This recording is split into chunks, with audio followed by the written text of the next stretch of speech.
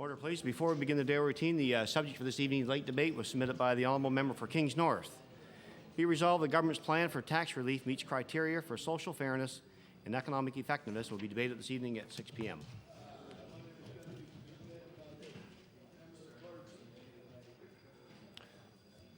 Begin the daily routine presenting reading petitions. The Honourable Member for Halifax Atlantic. Thank you, Mr. Speaker. I beg leave to table a petition signed by approximately 1,400 people of the Halifax Regional Municipality, two-thirds of which are from the mainland south area, and one-third are from the more general Halifax area.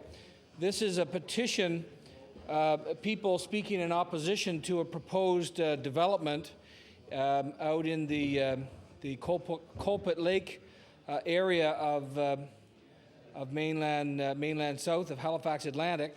And if I may, the operative clause says, we the undersigned petition Chebucto Community Council not to rezone the Governor's Brook land in mainland south and not to approve a development agreement for the construction of 870 housing units.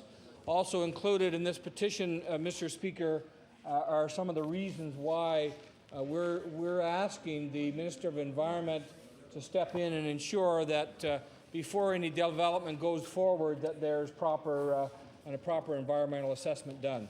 And I have affixed my signature to this petition. I would so table. Petition tabled.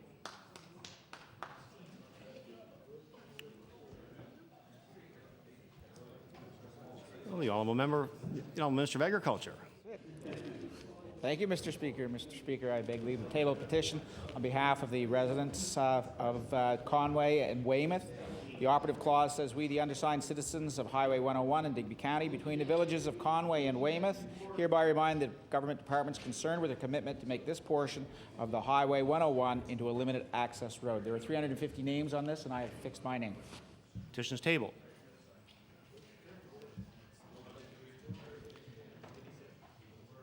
Presenting reports of committees.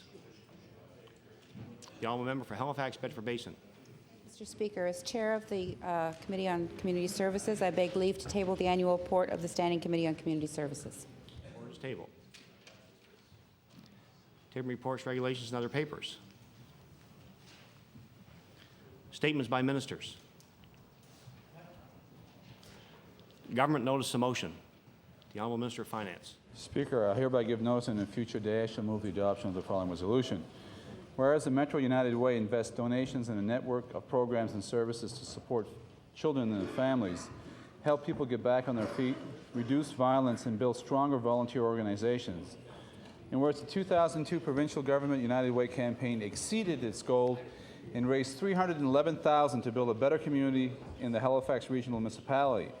And whereas the Department of Finance reached 114% of its goal and received the 2002 Quantum Leap Award for Exceptional Workplace Campaign Achievement, therefore be resolved that this House congratulate provincial government employees for their outstanding effort to help build an extraordinary community and recognize the caring spirit that we have here in our province of Nova Scotia. Mr. Speaker, I request waiver of notice and the question be put without debate. Waiver is agreed. All those in favour say aye. Contrary-minded, nay. Motion is carried.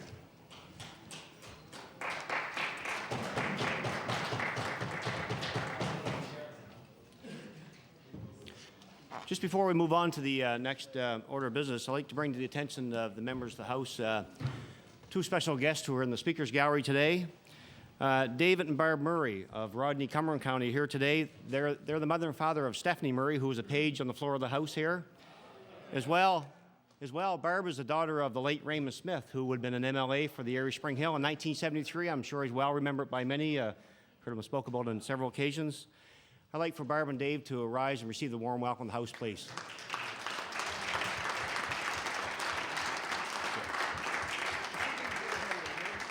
Welcome, folks. We hope you enjoy your visit this afternoon and enjoy the proceedings and enjoy the great work that Stephanie does here in the House. Thank you. Introduction to bills. The Honourable Minister of Finance. Speaker, I beg leave to introduce an act to amend Chapter 282 of the Revised Statutes of 1989, the Members' Retiring Allowances Act.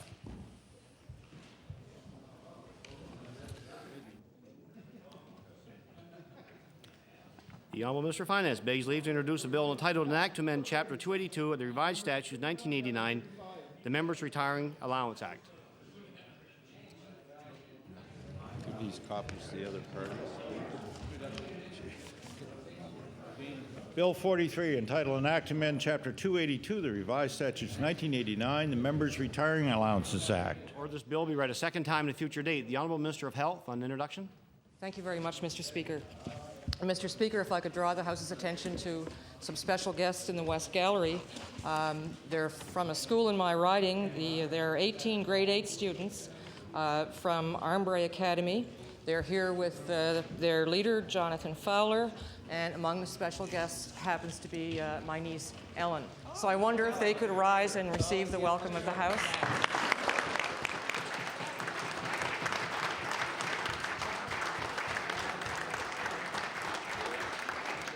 Certainly welcome a guest to the gallery today. Any further bills? Notice of motion. The Honourable Leader of the Official Opposition. Thank you, Mr. Speaker. I hereby give notice that on a future day, I shall move the adoption of the following resolution. Whereas auto insurance rates continue to skyrocket in Nova Scotia as insurers regularly file increases with the Utility and Rubber Stamp Review Board. And whereas these rates, such as a 6-fold increase in the Facilities Association rates since this government took power, are forcing today's families to consider whether the privilege of driving is any longer affordable. And whereas the NDP Task Force on Lower Auto Insurance is asking Nova Scotians through mail-back cards to participate in a process that, unlike that proposed by the government, will look at all the options available to make auto insurance more affordable. Therefore, be it resolved that this House urges all Nova Scotians to participate in the NDP Task Force on Lower Auto Insurance to ensure that all options for providing cheaper auto insurance are thoroughly canvassed. And, Mr. Speaker, I would request waiver and pass Waiver here and now. Notice is tabled. The Honourable Member for Cape Breton South. Mr. Speaker, I hereby give notice that on a future day I shall move the adoption of the following resolution. Whereas the actions of cabinet ministers during this session of the legislature demonstrates the lack of respect the Tory government has for the legislature, the democratic process, and all Nova Scotians. And whereas this was displayed very clearly yesterday by the Minister of Energy, when instead of listening to question period, the minister decided it was more important to read the newspaper. And whereas this shows the Tory government's arrogant and disrespectful attitude that they represent proves that it doesn't deserve a second term in office. Therefore, be it resolved that the Tory government has shown a total inability to properly govern the province with the respect and regard that Nova Scotians deserve. I would ask for a waiver. Here no. Notice is tabled. The Honourable Member for Preston. Mr. Speaker, I hereby give notice on a future session of the adoption of the following resolution. Whereas the Halifax Mooseheads captured 2003 Frank Dillio Conference last night in Baie-Comeau, Henry Leonard Center by routing the direct cause 7-1 and winning the best of 7 series 4 games to 3. And whereas the Mooseheads win was the product of phenomenal team effort during the conference from its 20-year-old veteran players such as team captain Brandon Benedict, Thatcher Bell, and Stuart McRae, and supported by the phenomenal play of their goaltender Leon Lavallee. And whereas the first time in their franchise history, the Mooseheads will compete for the President's Cup of the Quebec Junior Hockey League playoffs. Therefore, be it resolved that all members of this House offer congratulations to Halifax Moosehead and their coach Sean McKenzie on capturing the Quebec Junior League Frank Dillio Championship Conference. Against the Baie-Comeau Direct, I wish them well as they prepare to fight the Robert Lebel Conference champions whole Olympics for the overall Quebec Major Junior League Championship title and ask for a waiver. Request for waiver. Is it agreed? All those in favour say aye. Aren't minded, nay. Motion is carried. The Honourable Member for Halifax Atlantic on introduction. Thank you, Mr. Speaker. I'd like to bring to members' attention 3 visitors in the gallery opposite representing the Williams Lake Conservation Company. These people are here today. They presented me with a petition, which I then presented to this House with 1,400 signatures raising concerns about a large housing development at Governor's Brook in mainland South. I'd like to ask these people to rise and receive the warm welcome of this House. It's Patricia Manuel, Ann Von Maltzen, and Chris Allison. Thank you. Thank you. We certainly welcome our visitors to the gallery today. The Honourable Member for Cole Harbour Eastern Passage. Thank you, Mr. Speaker. I hereby give notice that on a future day I shall move the adoption of the following resolution. Whereas Margaret Cashin was born in Halifax on May 20th, 1903, and she resided in that city for 70 years. Whereas Margaret Cashin was a survivor of the Halifax explosion, and to this day she can recount her experiences with regard to that tragic event. Whereas Margaret Cashin is well known as a dedicated wife, mother, and community member. Therefore, be it resolved that this House congratulate Margaret Cashin on her 100th birthday on May 20th, 2003, and wish her good health in the future. And I ask for waiver, Mr. Speaker. Waivers are agreed. All those in favor say aye. Contrary-minded, nay. The motion is carried. The honourable member for Cape Breton Centre on an introduction. Thank you, Speaker. Mr. Speaker, in our West Gallery today, we have some residents from the town of Dominion, Mr. Speaker. They're here today to see the proceedings and plus to talk to the Premier about the plight of the MacDonald High School complex, Mr. Speaker. The committee consists of Councillor Darren Brookschwager, Mary Anita McCormick, Alan McCormick, Tom Ellsworth, Patricia McNeil, and Jody Flynn. I would ask them to rise and receive the warm welcome of the House, Mr. Speaker.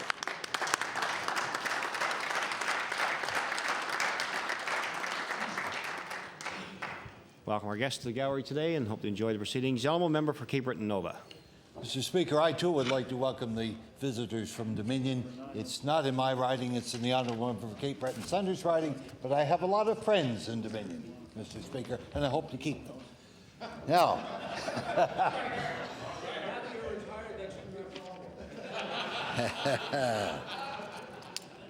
Monsieur le Président, j'avise que je proposerai à une date ultérieure l'adoption de la résolution suivante.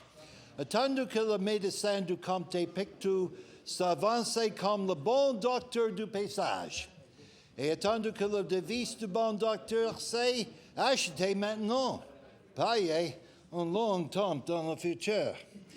Et attendu que sous le gouvernement conservateur, le débit public a avancé tous les jours au point qu'il approche 12 billions de dollars. Qu'il soit résolu que nous arrivons aux conclusions que le bon médecin, c'est un charlatan financier. Et ces remèdes financiers sont très dangereux jusqu'à l'affaire à l'avenir de la Nouvelle-Écosse. Version anglaise.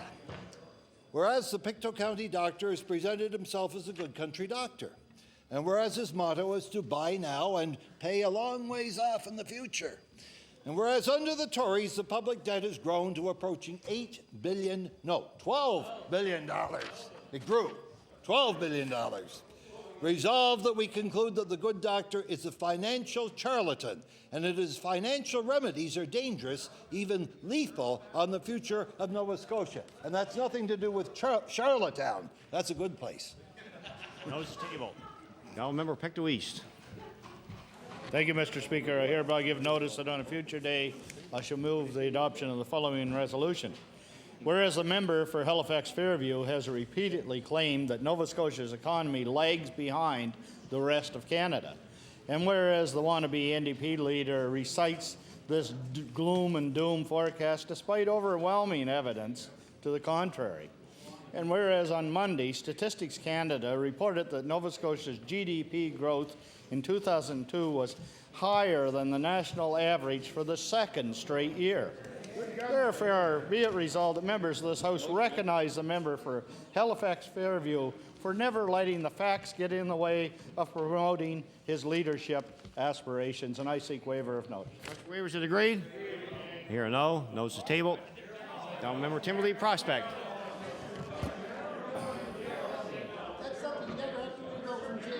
Order, please. Order, please. Order, please. Down member Timberley Prospect. Thank you, Mr. Speaker. I hereby give notice that on a future day I shall move the adoption of the following resolution. Whereas the Halifax Regional Municipality Literacy Association is a grassroots organization committed to increasing public awareness of literacy issues, whereas this association will be launched on Friday, May 2nd at the Harborview Holiday Inn in Dartmouth with participants from the health, justice, and social welfare sectors, whereas the topic will be adult education in Nova Scotia, followed by a panel presentation, Learning to Be How Adult Literacy Affects Our Community. Therefore, be it resolved, the members of the House commend the Halifax Regional Municipality Literacy Association, the staff, board, for its efforts to enhance literacy programs and other initiatives to assist learners in our community. I ask for waiver and passage without debate, Mr. Speaker. Is it agreed? All those in favor say aye. Counterminded nay. The motion is carried.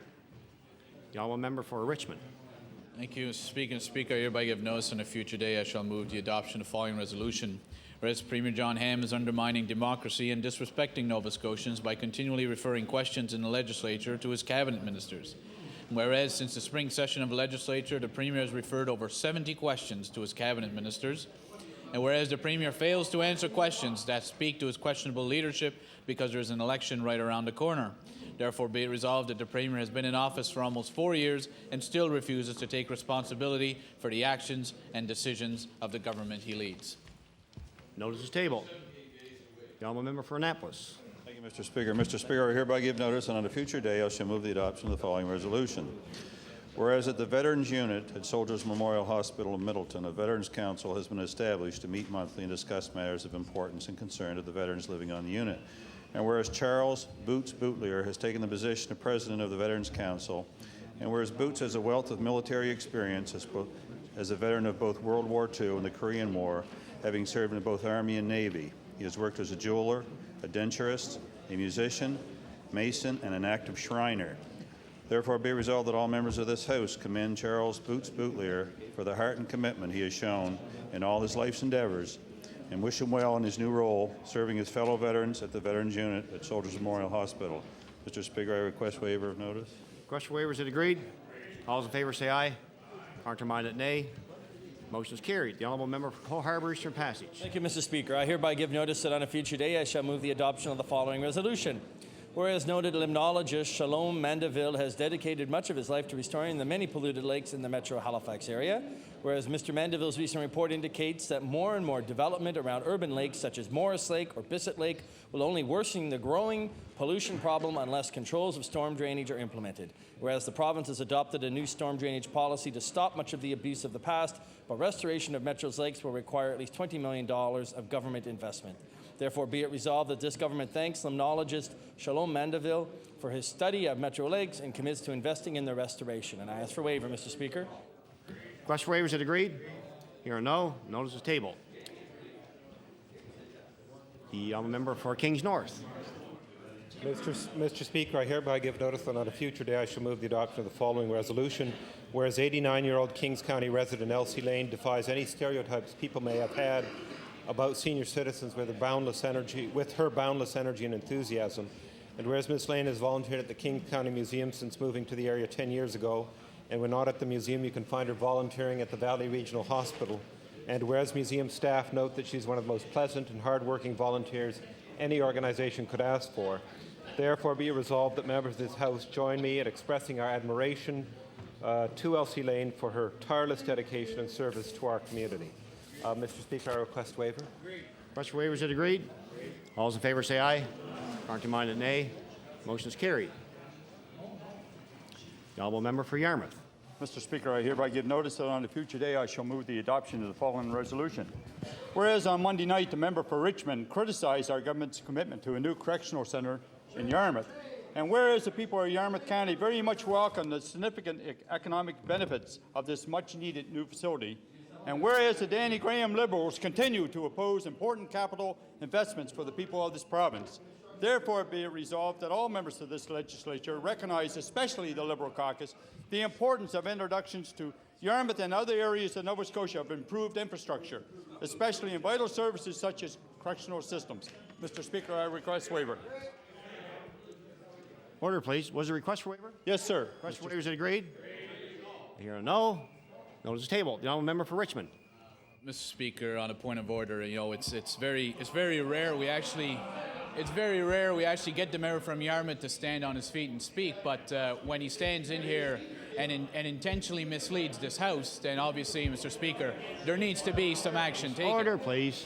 Order, please. Order, please. The honourable member for Richmond knows that he's not able, it's unparliamentary to use the words intentionally mislead. I'd ask him to retract that, please.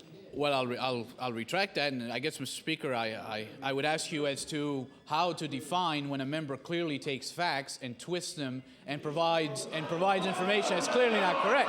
Now, Speaker, a clear review of Hansard will show that the question was, where was the funding in the budget for the new correctional facility? It was clearly a question about where was the funding, not about the merits of the project. It was about the funding. Order. The member has clearly not provided accurate information. Order, please.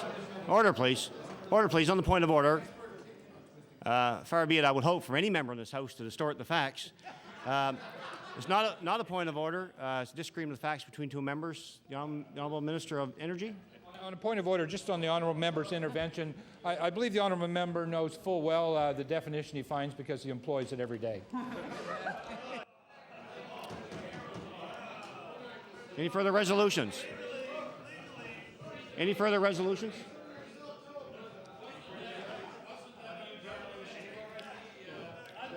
Noted. The honourable member for Halifax Bedford Basin. Thank you, Mr. Speaker.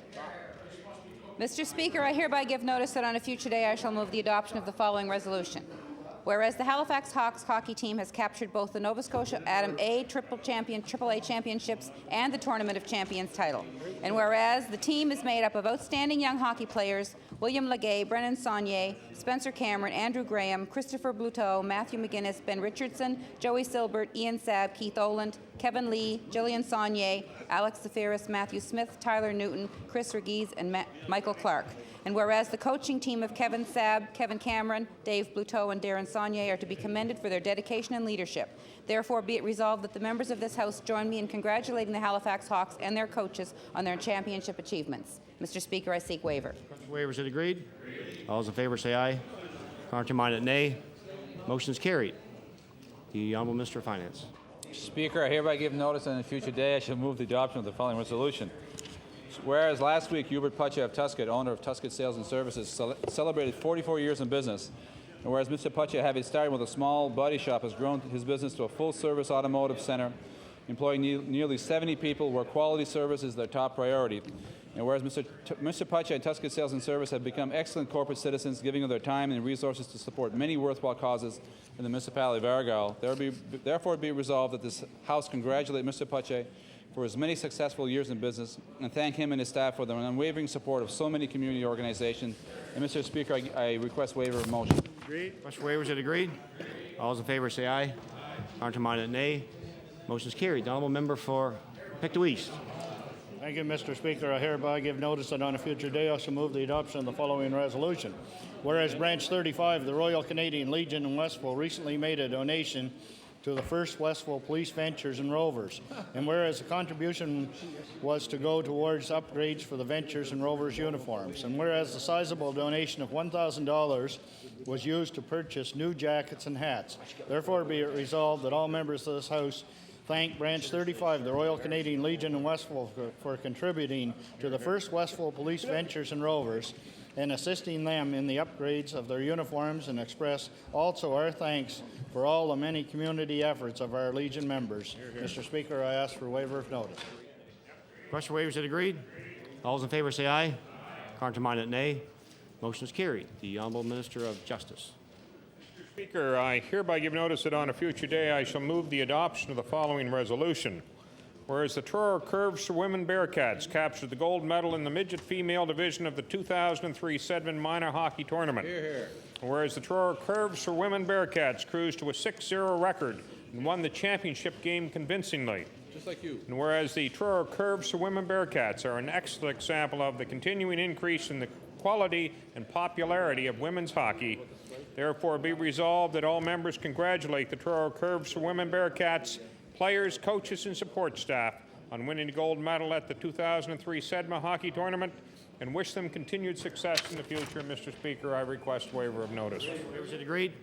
All those in favour say aye. Contrary-minded, nay. Motion is carried. The Honourable Minister of Finance. Monsieur le Président, à une date ultérieure, j'ai l'intention de proposer l'adoption de la résolution suivante. Entendu que chaque année, l'Université Saint-Anne honore la contribution d'une personne à l'éducation en lui décernant un doctorat honorifique. Et entendu que cette année, l'Université Saint-Anne a choisi de reconnaître le père Maurice Leblanc de Pomnico-Ouest pour sa contribution exceptionnelle aux arts et à l'éducation. Et entendu que le père Leblanc recevra le grade de docteur en lettres honoris causa à l'occasion de la cérémonie de collation des diplômes de l'université le samedi, le 3 mai, qu'il soit résolu que cette Assemblée transmette ses plus chaleureuses félicitations à Père Maurice Leblanc et le remercie pour son engagement soutenu envers le développement de la communauté acadienne. And Mr. Speaker, I know that you understood every word, but I'll repeat it in English just for your edification. Mr. Speaker, I hereby give notice on a future day I shall move the adoption of the following resolution. Whereas each year, the University of Saton recognizes the contribution of an individual to education by awarding an honorary doctorate degree, and whereas this year, University of St. Anne's has chosen to honor Father Maurice Leblanc of West Pubnico for his exceptional contribution to arts and education, and whereas Father Leblanc will be receiving the degree of Doctor as let honorary causa at the convocation ceremonies of the university on Saturday, May the 3rd. Therefore, be resolved that this House congratulate Father Maurice Leblanc and thank him for his long-standing work and commitment to the development of the Acadian community. Mr. Speaker, I request waiver of notice and the question be put without debate. Question waivers are agreed. All those in favor say aye. Contrary-minded, nay. Motion's carried. The Honourable Minister of Justice. Mr. Speaker, I hereby give notice that on a future day I shall move the adoption of the following resolution. Whereas Donald Johnstone of the Truro Junior A Bearcats has won the 2003 RBC $5,000 scholarship, being selected from nominees across Canada. Whereas Donald Johnstone, a second-year Bachelor of Science student at the Nova Scotia Agricultural College, has excelled in his studies as well as being one of the very best defensemen in the Maritime Junior A Hockey League. And whereas Donald Johnstone has been a role model for young hockey players by showing that it is possible to be both an excellent athlete and an excellent student while playing in the Maritime Junior A Hockey League. Therefore, be it resolved that all members of this House congratulate Donald Johnstone on earning the 2003 RBC scholarship and wish him every success in the future, and also recognize the Maritime Junior A Hockey League for having this prestigious national award go to its players 2 years in a row. And Mr. Speaker, I request waiver of notice. Question waivers are agreed. All those in favor say aye. Contrary-minded, nay. Motion's carried. The Honourable Member for Richmond. Speaker, I hereby give notice on a future day I shall move the adoption of the following resolution. Whereas the Premier flip-flopped on the issue of Sunday shopping in Nova Scotia, eventually following the lead of the Leader of the Liberal Party. Whereas the Premier once again followed the lead of the Liberal Party on the need for health promotion and healthy starts in Nova Scotia, only after the Leader of the Liberal Party made all Nova Scotians aware of their importance. Whereas the latest headline in today's media indicates the Premier is once again following the Liberal lead by identifying the debt and education as top priorities all of a sudden for the province of Nova Scotia. Therefore, be it resolved that the Premier be congratulated for recognizing the outstanding leadership coming from the Liberal Party of Nova Scotia and Danny Graham. Notice is tabled. The Honourable Member for Halifax Bedford Basin. Thank you, Mr. Speaker. Mr. Speaker, I hereby give notice that on a future day I shall move the adoption of the following resolution. Whereas the member for Halifax Fairview is obsessed about an old political saying, prosperity is just around the corner. And whereas in Nova Scotia, prosperity is in fact right here, right now, with 27,000 new jobs have created since July 1999, 90% of which are full-time. And whereas no less an authority than David Dodge of the Bank of Canada said last June that Nova Scotia has set a record for jobs in the province's history, a record Nova Scotia has exceeded on 3 separate occasions since Mr. Dodge's statement. Therefore, be it resolved that this House recognize that David Dodge is a much greater authority on our economy than the member from Halifax Fairview. Mr. Speaker, I seek waiver. Question waivers are agreed. I heard a no. The notice is tabled.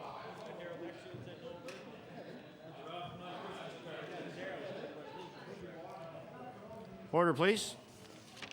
Orders of the day are questions put by members. Question period begin at 2:37, then at 4:07. The Honourable Leader of the Official Opposition.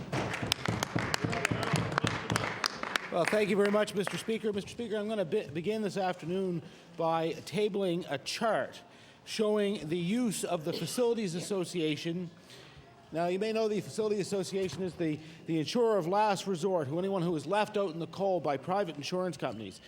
What you may not know, Mr. Speaker, is that since the Ham government was elected, there has been a 600% increase in the use of the insurer of last resort. Even though that this is the case, Mr. Speaker, the Conservatives refuse to act. So my question for the minister responsible for skyrocketing insurance rates is this. With this compelling evidence that the industry is not serving Nova Scotians well, why hasn't he taken decisive action to lower auto insurance rates? The Honourable Minister of the Environment and Labour. Mr. Speaker, I would advise the honourable member that we are taking decisive action with regard to insurance. The Honourable Leader of the Official Opposition on your first supplementary. Yes, Mr. Speaker, and no doubt all those people who are faced with ever-rising insurance rates notice the decisive action. Yesterday, 3 insurance companies gave notice that their rates are increasing yet again. And people who have been pushed into the insurer of last resort, many, Mr. Speaker, who have perfect driving records, are getting hit with a 33% increase. Now, the government writes the rules, and they decide that it's just okay that this happens. So I want to ask the minister responsible for skyrocketing insurance rates, will you please tell the auto insurance industry that enough is enough and stop the hikes? The Honourable Minister of the Environment and Labour. Mr. Speaker, for the benefit of the honourable member, yes, I will tell them that. The Honourable Leader of the Official Opposition on your final supplementary. Well, Mr. Speaker, the industry says they want rapid reform to the basic auto insurance product, and they're using high-level talks with governments to get what they want. On the eve of their elections, the New Brunswick Tories and the Newfoundland Liberals caved in to the industry. Will the Minister of skyrocketing insurance rates tell Nova Scotians when his government will also cave into the insurance companies instead of lowering auto insurance rates as they should? The Honourable Minister of the Environment and Labour.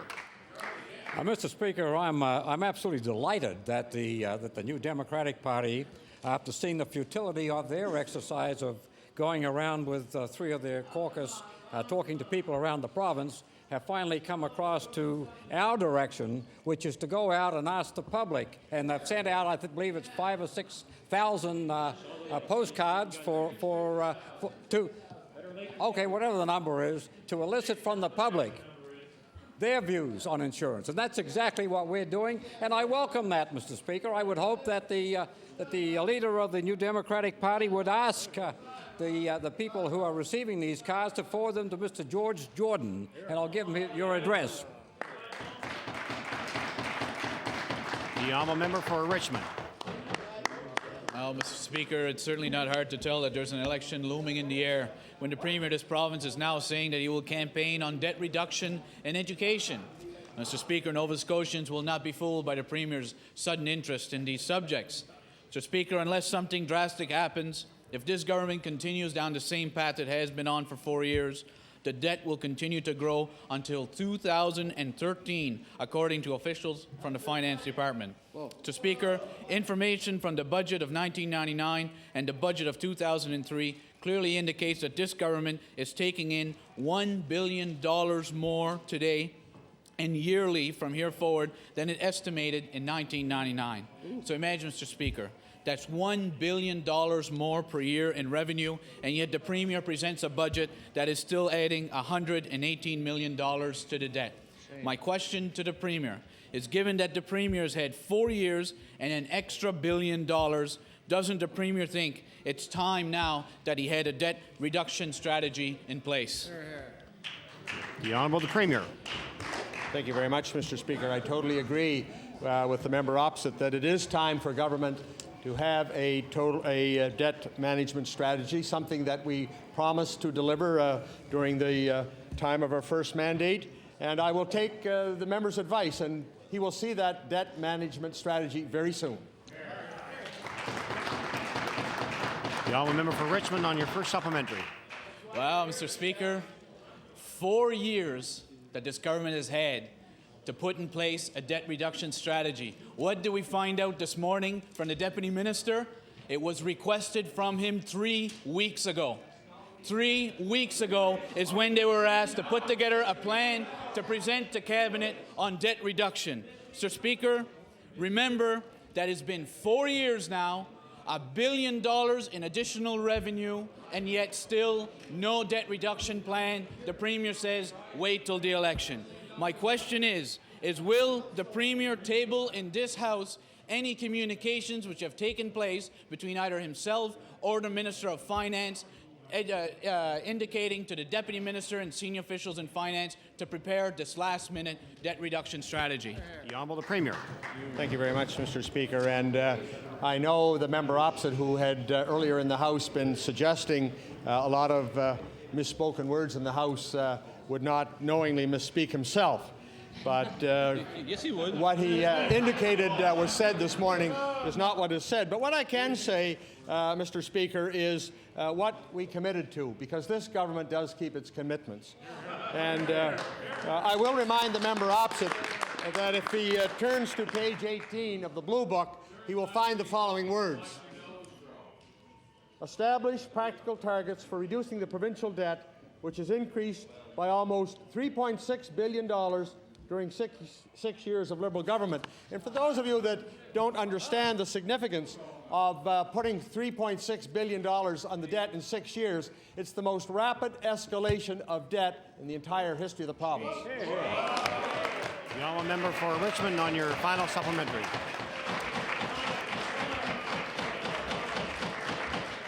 Mr. Speaker, once again, the Premier goes to page 18 and bypasses page 1, where he clearly said, my government will live within its means. I will not mortgage the future of my grandchildren. I will respect Nova Scotian voters. What we have seen this entire session in the last 4 years is the exact opposite, Mr. Premier, and those are your words that you committed to Nova Scotians. Mr. Speaker, the Premier promised fiscal responsibility, and it is the Premier who said he would not pass on the fiscal problems to the next generation. Eating through $1 billion in extra revenue and still adding to the debt is hardly fiscal responsibility by any stretch, Mr. Premier. My final supplementary is how can the Premier look Nova Scotians in the eye and say with a clear conscience that all of a sudden he is worried about the growing debt and that he will deal with it in the next election instead of having dealt with it in the last 4 years of his mandate? The Premier. Thank you very much, Mr. Speaker. I'm sure, Mr. Speaker, that the average Nova Scotian looks at this somewhat differently than the member from Richmond, because the average Nova Scotian will remember, Mr. Speaker, that we were the government that said we would balance the budget in the third year of our mandate, something that eluded the Liberal governments for 6 years. In fact, over 6 years, they could not even reduce the deficit. We had eliminated a $500 billion deficit, which we faced when we came into office. Now, and Nova Scotians will be not influenced by the words of the member from Richmond. Nova Scotians will be influenced by the deeds of this government. And the deeds of this government are simply put, this government does what it says it's going to do and will continue to do exactly that. The honourable leader of the official opposition. Mr. Speaker, the people of this province will be influenced by the misdeeds of this government. And speaking of misdeeds, Mr. Speaker, I'm going back to the minister responsible for skyrocketing insurance rates. Under this government's watch, nearly 17,000 more drivers can't get auto insurance from the private companies. I want to put that in context for the minister. Hans West has 14,000 voters. Why has the Minister of skyrocketing insurance rates abandoned the drivers who now must resort to auto insurance of the last resort? Now the Minister of the Environment and Labour. Mr. Speaker, we're well aware on this side of the House of the problems that motorists are facing with regard to auto insurance. But I should also point out that homeowners are also faced with the problem of escalating household insurance. Mr. Speaker, insurance is a problem not confined only to Nova Scotia. It's a Canada-wide problem. In fact, it's a worldwide problem. Mr. Speaker, we are working on a solution. We will have a solution, and it's not going to be some crackpot scheme that's brought forward by the Leader of the Opposition. The honourable leader of the official opposition on your first supplementary. Mr. Speaker, this is the minister who thinks that insurance rates are lower in Manitoba because the roads are flat. And he says the crackpots are over here, Mr. Speaker. I can't believe it. This government is leaving Nova Scotia, are leaving Nova Scotians with no relief from skyrocketing insurance rates. People want lower, fairer rates. The minister's answer is an eight-month contract for George Jordan and a discussion paper that completely misses the point. Insurance rates are going up right now, and yet this government has no answer. Will the minister tell drivers and small business people why it is he permits such blatant gouging for a record number of drivers who are using the insurer of last resort? The honourable minister on the Environment and Labour. Mr. Speaker, the spokesperson across the way for the New Democratic government of Manitoba would recognize, I would hope, that the government of Manitoba is adopting the same process as we have to take care of skyrocketing insurance rates. John Lear, the official opposition, on your final supplementary. You know, Mr. Speaker, if the minister is going to say something, he ought to at least get it right, because what he just said is completely wrong, Mr. Speaker. Mr. Speaker, insurance companies are fattening their profits at the expense of Nova Scotia drivers.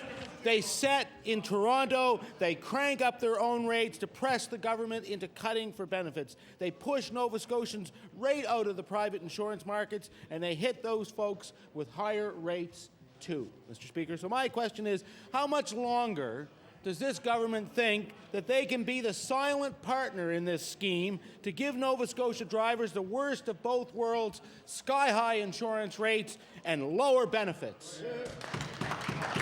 The Honourable Minister of the Environment and Labour.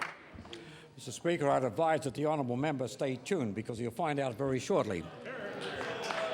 The Honourable Member for Richmond. Mr. Speaker, today before Public Accounts, financial officials gave us a good deal of information which doesn't appear to have been made readily available in this chamber. For example, Mr. Speaker, the Public Sector Superannuation Fund has gone from a surplus in 1999 to a $540 million unfunded liability today. We also learned that the debt under this government will continue to grow until 2013 if a stop is not put to their tenure. Now, Mr. Speaker, what that means is that children in grade 3 today throughout this province will be handed a diploma and a bill for all the debt incurred because of the inaction of this government. Shame. My question to the Premier is, could the Premier tell the House why he didn't inform people and Nova Scotians in general that the debt under his government would continue to grow until 2013 when he ran for office in 1999? The Honourable Premier. Thank you, Mr. Speaker. That's one of the easier questions I've faced in this session of the House. The reason why I haven't told Nova Scotians that the debt will continue to rise in Nova Scotia till the year 2013, because with our debt management plan, it will not continue to rise until 2013. Honourable Member for Richmond on your first supplementary.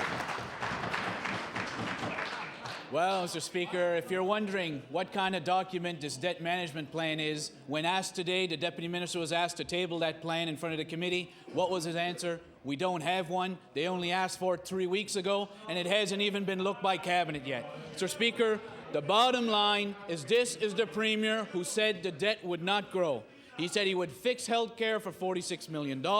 He said health care only needed $1.5 billion. Now he's up over $2 billion, and he promised to get more out of the offshore. Instead, the Premier has had an extra $1 billion in revenue each year. Health care is nowhere near to being fixed, and the offshore is stagnant. And to add insult to injury, the Premier still needs to add another $118 million to the debt next year. Now, at the last minute on the eve of an election, the Premier is ordering finance officials to come up with a last-minute debt reduction strategy. My question to the Premier is, after 4 long years and all of the commitments he made to Nova Scotians, why has the Premier waited until the eve of an election to start taking the debt of this province seriously? The Honourable Premier. Thank you very much, Mr. Speaker, because the answer to this, again, is very, very simple, because we took a very orderly approach to the fiscal management of the province. The first thing we said, we would achieve something that the previous government failed to achieve. We would come up with a surplus. And we did that a year ago. Then we said we would then follow that up with a tax reduction. And we have done that with the budget that we just passed on Monday night. And then the Blue Book clearly said, then we will come forward with our debt management plan. Everything is unfolding exactly the way we said it would. Honourable Member for Richmond on your final supplementary. Well, Mr. Speaker, what a wonderful, lofty place it must be in the Premier's imaginary Tory land, where all is well and leprechauns run freely throughout the country. Unicorns are out enjoying the lovely sunny day in Nova Scotia. What a lovely day in the Premier's magical world of Tory land. Mr. Speaker, at the end of the day, it is we here in Nova Scotians and generations to come that will pay for the mistakes of this government and for their inability. Well, here's a very simple one for the Premier. Let him explain this one. April 17, 2001, in an answer on the budget and on the debt, It said, Mr. Speaker, what I will confirm is that a year from now, this government will introduce a balanced budget, and from that day onward, the debt of this province will no longer grow. Here's an easy one, Mr. Premier. Why did you give Nova Scotians false information that the debt would not grow when it has clearly continued to grow under your tenure and will grow till 2013? Premier. Mr. Speaker, the member opposite is really giving me a great opportunity because he has indicated that provincial revenues have grown, and that's because of the optimism that we have been able to create. The investments that we have made in economic development have been very successful. There are 27,000 more people working today in Nova Scotia than there were 3.5 years ago. 436,000 Nova Scotians are now going to work. Nova Scotians are responding to the policies of this government in a very, very positive way, and we're going to continue that very positive approach to government. Now, member for Halifax-Shabakto. Thank you, Mr. Speaker. To the Minister responsible for auto insurance. Mr. Speaker, the auto insurance companies have it made in Nova Scotia. Not only can they raise rates whenever they want to, they know that this government turns a blind eye to their unfair practices. Let's take ING, for example. That's the third largest auto insurance company operating in Nova Scotia. I want rural Nova Scotians to know that ING has decided not to provide private passenger insurance for rural mail or newspaper deliverers. We discovered this by reading their filings at the UARB. So I wonder if the minister could tell us, why won't he step in and stop insurance companies from refusing to insure people who provide valuable delivery services? Honourable Minister of Environment and Labour. Mr. Speaker, I recognize the fact that some insurance companies are selective, and there's nothing I think that we can do about that. But however, Mr. Speaker, we can be sure that there will be a fair marketplace in Nova Scotia. There will be fair rates available for all Nova Scotians. And, Mr. Speaker, that shall be done in the very near future. The honourable member for Halifax-Shabakto on your first supplementary. Well, Mr. Speaker, selective might be one word for it. Arbitrary, discriminatory, and unfair might be another term for it. This government is letting auto insurance companies get away with gouging Nova Scotians. Let's take a look at some other examples from the filings. ING has decided that a new driver over 50 is a risk. Royal and Sun Alliance is refusing to insure most cars over 12 years old. They even see vehicles over 10 years old as a risk. Citadel thinks a gap in your insurance coverage makes you a risk. Minister, what will it take for your government to eliminate the unfair practices of these companies? Minister of Environment and Labour. Mr. Speaker, this government will not tolerate unfair practices. Now a member for Halifax-Shabakto on your final supplementary. Mr. Speaker, brave words, but the people of Nova Scotia would like to see some action. I remind the minister that ING will no longer write private passenger insurance for rural mail deliverers. That's the hard fact. These drivers provide a vital service to rural Nova Scotia for very low pay. If they are being refused private passenger insurance, their only option is to go to the more expensive commercial and facility association insurance. Minister, what are you going to do about those deliverers? What are you going to do for them? Good question. The Honourable Minister of Environment and Labour. Mr. Speaker, we will be doing for those deliverers the same as we're doing for all Nova Scotians. We're going to ensure that they have fair rates available for automobile insurance.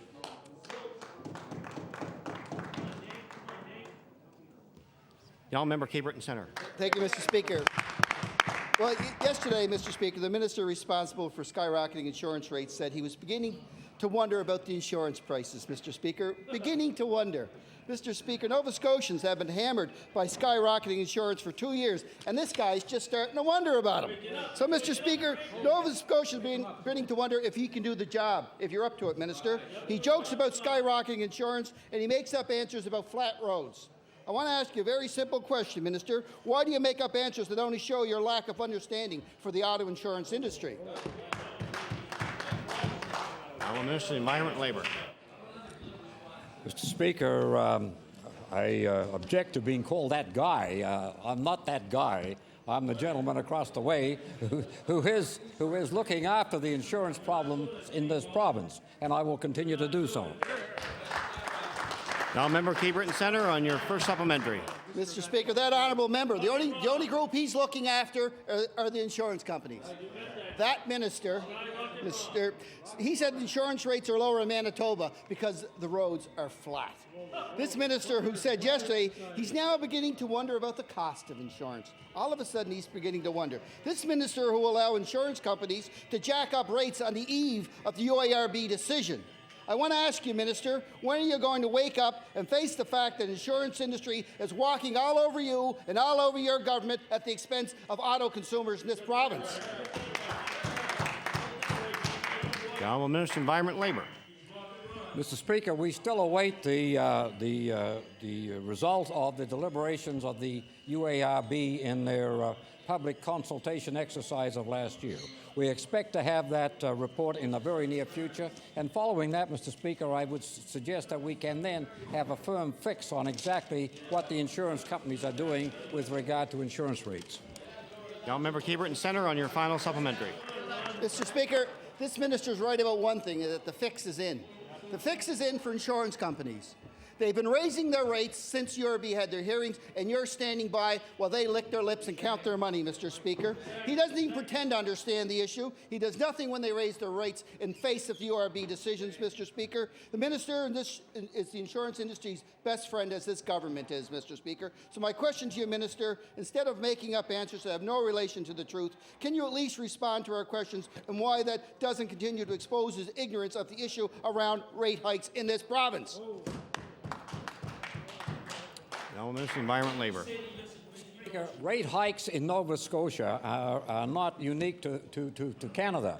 Every province across this country, every state of the Union south of us, every country in Europe is facing the same problem with insurance rates.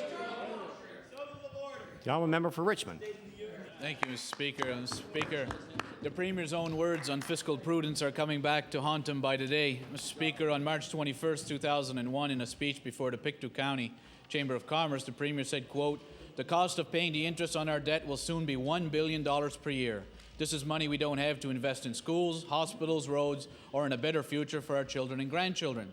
He went on November 28, 2001, to the Metro Chamber of Commerce. "We've done a lot of borrowing over the last 40 years, and it's cost us. It cost us plenty. In fact, if you go back 10 years to 1991 and add up what all the borrowing has cost us, it's crystal clear why it has to stop. In the last 10 years, Nova Scotians paid $7.1 billion to service our debt. And while we slowed the rate our debt is growing, it's still costing us plenty." My question, very simply to the Premier, is given that the debt is still costing us plenty, Premier, why is it okay to continue adding to the debt and increasing the yearly debt servicing charges to Nova Scotians? The Honourable the Premier. Thank you very much, Mr. Speaker, and I thank the member from Richmond for reminding me what I did say, and because it was that kind of belief that allowed the government over the last 3.5 years to make the very difficult decisions that resulted in a balanced budget. And, we must be reminded, Mr. Speaker, that we faced very difficult times when we came into government, but we were very clear as to how we were going to address those difficult times. And the last commitment that we made in the Blue Book of 1999 was to come forward with a debt management plan. And it is somewhat different than the debt management plan of the Liberal caucus, because initially the leader of the Liberals said what he was going to do, he was going to solve the debt problem by taking the money out of health care. And he was going to lower the administration cost, and that would solve the problem. But then, unfortunately, he saw the high figures that showed that we have the lowest healthcare administration cost in the country. So that wasn't going to work. And then he said that he was going to pair the public sector, and he was going to solve the debt problem doing that. But then he met with the president of the NSGEU, and he very quickly backed away from that position. Now his position is that he's going to solve the debt problem on the back of the taxpayers. Order, please. He's going to take it out of... Young member for Richmond. Mr. Speaker, in 1999, the Premier had all the answers. He had all the solutions. Yep. Everyone before him had done wrong, and how right he was going to do. Yep. And what we see 4 years later is more debt, more borrowing, and no end in sight till 2013. Mr. Speaker, under this government, the yearly debt servicing charges now surpass what we spend on education, community services, transportation, all of those other departments. Only health is more budget than what we are paying to debt servicing costs that goes away to banks. Mr. Speaker, the Premier clearly said that he would not spend money for other generations to pay for. So I asked the Premier clearly today, who does he think will be paying for his increased borrowing? Is it going to be his grandchildren or his great-grandchildren? The Honourable Premier.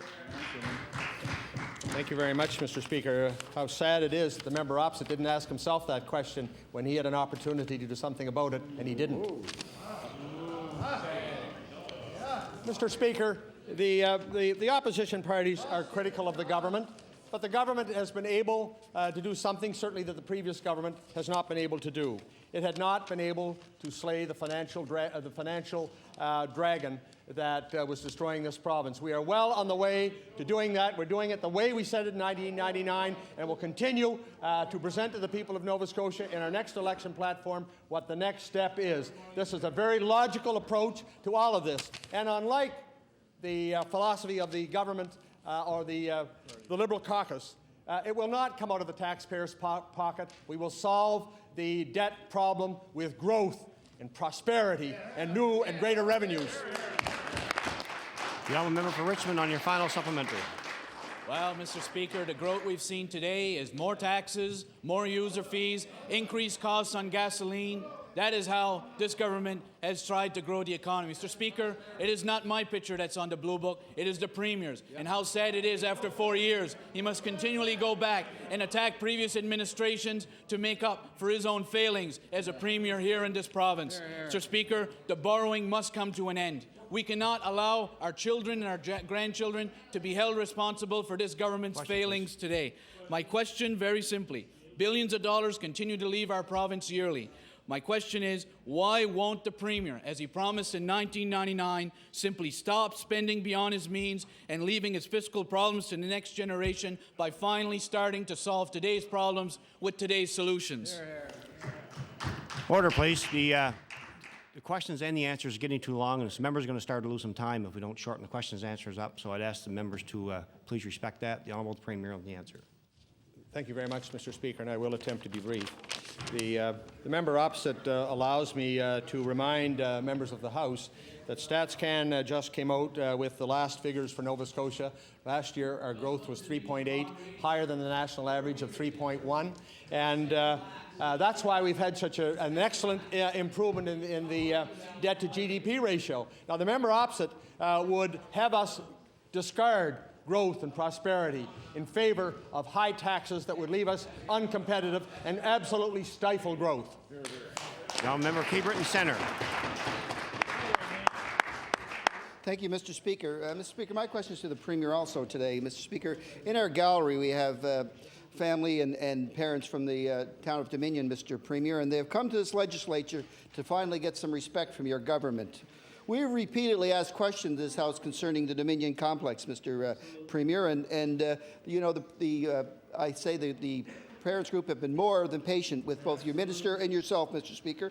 But in many of your answers, you have said that your deliberations with the federal government between the Minister for Intergovernmental Affairs, which is you, Premier. So I want to ask you today, what has the federal government said to you about subsidence and its relationship to the closure of that school, and how much money are they going to give you to repair and give a new complex for Dominion? The Honourable Premier. Okay. Thank you very much, Mr. Speaker. And the issue of subsidence has not been one that has been effectively addressed by the province of Nova Scotia with the federal government for some period of time. And I look back at the experience of the previous government in attempting to come to some kind of a clearer understanding. And I'm not aware of any breakthrough that we've had with the federal government over this issue. Now, Member Keebrit Centre on your first supplementary. Well, Mr. Speaker, you know, that question, or that answer, to put it very lightly, upsets me greatly, because your Minister of Education have said that you've had those conversations. Yeah. So, Premier, yes, you said that there was. So can you table today you were having discussions with the federal minister regarding that school situation as it relates to subsidence. So the minister says that the Premier says there's been no improvement. Why not, Premier? Why not? The Honourable the Premier. Thank you very much, Mr. Speaker, and I'm glad that the member opposite didn't misspoke, and he finally did quote me correctly, and I thank him for that. And I'd refer to the minister who is more intimately involved with the direct negotiation. The Honourable Minister of Energy. Thank you very much, Mr. Speaker. And certainly the issue of subsidence is one that has been under discussion, as the Premier said, for many years and with many levels of government. And certainly this government stands on the issue of subsidence, that in the areas of Cape Breton, it is the responsibility of the federal government, and this provincial government will continue to press that issue, that it is their responsibility. Now, Member Cape Breton Centre, on your final supplement. Thank you, Speaker. You know, this is just making more angry and more angry. I can feel the frustrations of those parents in the gallery today, because this government has not taken it seriously. No. If someone had walked by that school on Halloween night and burnt that school down, there'd be a new one under construction. Right. But because you guys are dragging your feet with the federal government and won't bring the appropriate people to the table, you're letting these people out in the cold, and you're ruining the future of that community. Mr. Premier, when will you stand up and fight for the people of Dominion instead of dragging your feet? The Honourable the Premier. Thank you very much, Mr. Speaker. And this government and all its ministers every day work in the best interest of the people of Nova Scotia. The Honourable Member for Halifax Fairview. Thank you, Mr. Speaker. My first question is for the Premier. Mr. Speaker, this morning I went with Andrea Skinner to her hearing before an employment insurance board of referees. Andrea is the young woman who, after 7.5 years of a spotless employment record at the casino, quit because the casino and its smoke-filled atmosphere was making her sick.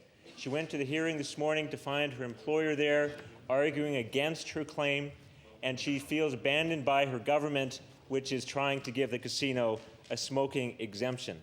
So my question to the Premier, when it comes to choosing between a health-conscious, hard-working Nova Scotian like Andrea Skinner and a smoke-filled gambling den, whose side are you on?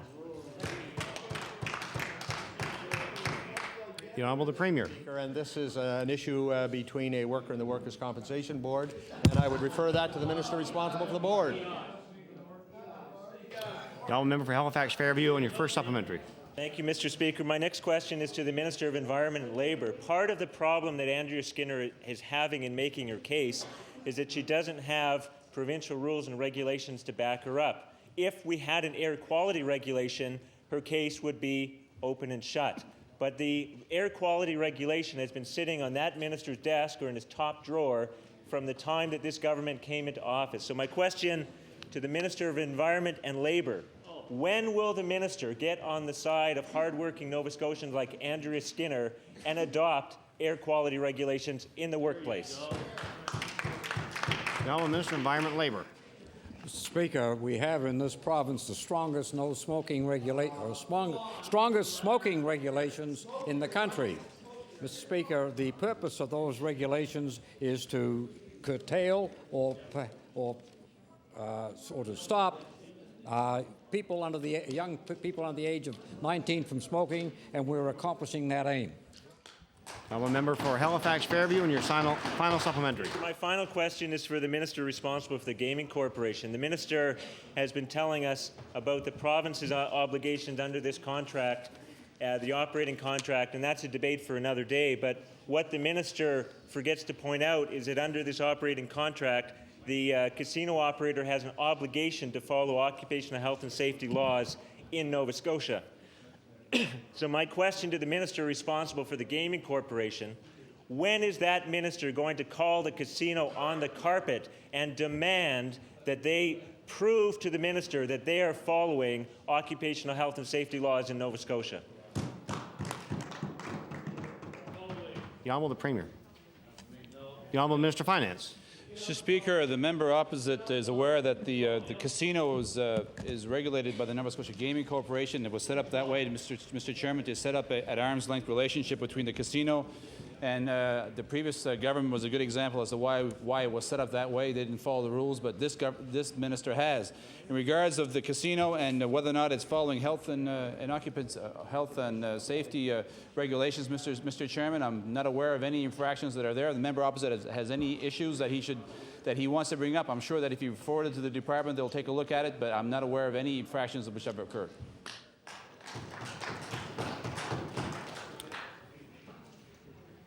The honourable member for Dartmouth East. Thank you, Mr. Speaker. My question to the Minister of Health. And we learned today of a memo from the Capital District Health Authority being circulated to staff that states, effective tomorrow, that the psychiatry and medical on-call staff at Nova Scotia Hospital will no longer be located on site. Mr. Speaker, that means that if there's an emergency in that hospital, the Nova Scotia Hospital will have to call 911. Now, how much sense does that make, Mr. Speaker, when a hospital has to call 911 for emergency services? My question to the minister, how can the minister just sit there and allow the health and well-being of mental health patients be compromised like that? The honourable Minister of Health. Thank you, Mr. Speaker. And Mr. Speaker, certainly one answer to that question, Mr. Speaker, is that the recently completed agreement with psychiatrists, which gives them a considerably better pay than they had before, is one of the ways in which we're going to keep psychiatrists and attract more psychiatrists and provide better service to mental health clients in this province. Thank you, Mr. Speaker. The honourable member for Dartmouth East on your first supplementary. Mr. Speaker, that's amazing that they negotiate away the rights of patients. Mr. Speaker, it's this minister and it's this government that's responsible. The memo, and I will table it, Mr. Speaker, goes on to state, and I quote, that the new contracts, as the minister said, negotiated for physicians, have no provision for on-site call. Consequently, we are no longer able to sustain the system. End of quote. Mr. Speaker, I don't need to remind the minister that it was her government that negotiated that settlement. She was involved. And despite the fact that the government continually pats itself on the back for giving the healthcare system more money, health districts must resort to cost-saving measures such as this. My question to the minister, how will the minister ever achieve her goal of recruiting up to 15 psychiatrists when it's clear her government that negotiated the contracts to cancel on-site, on-call staff at the Nova Scotia Hospital? The honourable Minister of Health. Thank you very much, Mr. Speaker. And Mr. Speaker, the change in this contract, while it is a change and people generally do not like change, is acceptable practice, Mr. Speaker. At the Abbey Lane across the harbour, we have on-call psychiatrists. The only thing that has changed is the extra payment for a psychiatrist being on site, Mr. Speaker. The psychiatrists will still be on call, and they will be paid if they have to respond to a call. Thank you, Mr. Speaker. Honourable member for Dartmouth East on your final supplementary. And I would like to go to the Premier in the final supplement because it really baffles me. More money for psychiatrists, less care for patients. There's something out of whack there. And I would like the Premier, he's heard the details of this situation, and he fully understands that if a psychiatric or a medical emergency occurs at the Nova Scotia Hospital, which is quite an isolated hospital, the time can be of the essence. And he understands what he has done to the Nova Scotia's chances of recruiting psychiatrists. This is not going to enhance psychiatry, Mr. Speaker. Neither will it enhance the recruitment of mental health nurses. Perhaps the saddest part of the whole story, in fact, is the issue, Mr. Speaker, is that this government has placed the nurses and other support staff in a very, very vulnerable position. And my question simply to the Premier, could the Premier please explain how eliminating the site medical and psychiatric staff at the Nova Scotia Hospital fits in with his Blue Book commitment of putting health care needs of Nova Scotians first?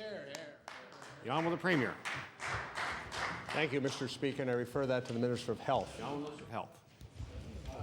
Thank you, Mr. Speaker. And Mr. Speaker, what I seem to gather from what the member opposite is saying is that he thinks there's no place in Nova Scotia or anywhere else in this country for on-call physician services. Mr. Speaker, if he's saying that, I wonder if they're going to put it in their platform for the upcoming election. Thank you very much, Mr. Speaker. Now, member for Halifax Needham. Thank you, Mr. Speaker. Mr. Speaker, I'd like to table a letter from Physicians for a Smoke-Free Canada. This group has been watching the exemption of the casino very closely, Mr. Speaker, along with Cancer Society, Smoke-Free Nova Scotia, and others. The letter states, and I quote, Mr. Speaker, Physicians for a Smoke-Free Canada is very concerned that the Nova Scotia government is willfully disregarding the health and safety of Nova Scotia workers, especially those employed in casinos. Mr. Speaker, I'd like to ask the Premier, why are you willing to allow workers in the casinos to be exposed to deadly substances every day as a condition of employment? The Honourable the Premier. I refer that to the Minister of Environment and Labour. Now, Mr. Environment and Labour.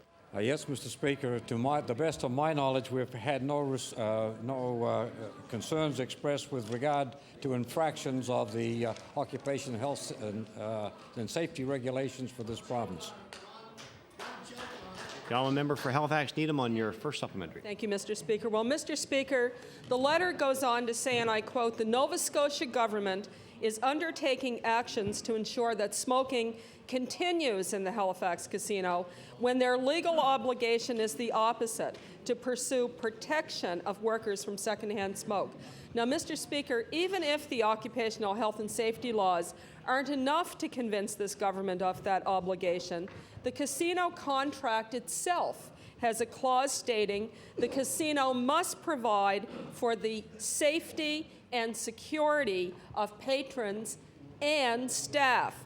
So, Mr. Speaker, I would like to ask the Premier again, why are you willing to gamble with the health and safety of casino workers instead of finding some courage to challenge the Liberal casino contract?